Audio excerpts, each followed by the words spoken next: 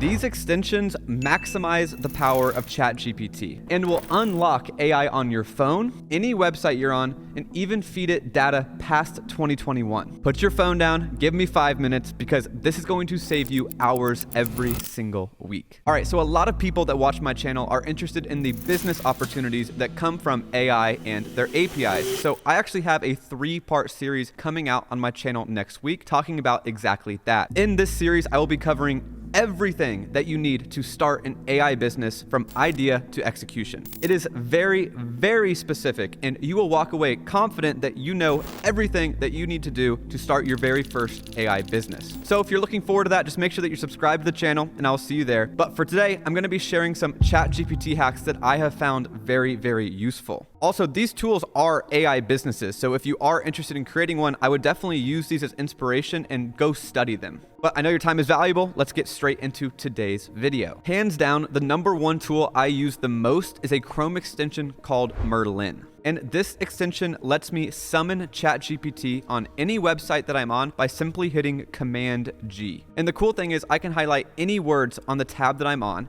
hit Command G, and prompt Merlin to give me an output based on the highlighted text. So I'll use Twitter as an example. If I am on Twitter and I see a tweet from a friend that I like and I want to respond to, all I have to do is highlight the tweet, hit Command G, and then prompt Merlin to give me a witty reply to this tweet. And voila, just like that, I have an AI generated reply that's witty and relevant. If you're a big Twitter user, this will save you hours and probably improve your Twitter game. Side note, there's another cool platform I found for all you Twitter people out there. It's called tweethunter.io. And basically what this tool does is it scrapes all of your tweets and then uses AI to generate tweets that are in the same subject matter, tone, style of your tweets. So I searched my Twitter handle and I have to say it was spot on. Like borderline indistinguishable from my own tweets, which is kind of freaky, but also really helpful if I'm not feeling creative one morning. So if you're a Twitter person, check it out if that's up your alley. All right, moving on to the next tool that I use, and this is going to be ChatGPT directly into your text messaging app on your phone. So if you're a WhatsApp user, your tool is called God in a Box, and if you're an iMessage user, your tool is called BFF. I will link all of these tools in the description below, but the idea is simple. When you sign up for this service, you get a text message, and that's basically a text message from ChatGPT. And now you have a new text message thread from ChatGPT. You can then text them any prompt that you want, and then it will reply in text message form the result of that prompt. So say you're in a group chat with some friends, someone sends a long message that you want to reply to, you just copy that message, go over to your text thread with ChatGPT, say, hey, write me a response, paste the message, and it'll write you a reply to that message. Then you copy, paste it back over natively, all within WhatsApp. So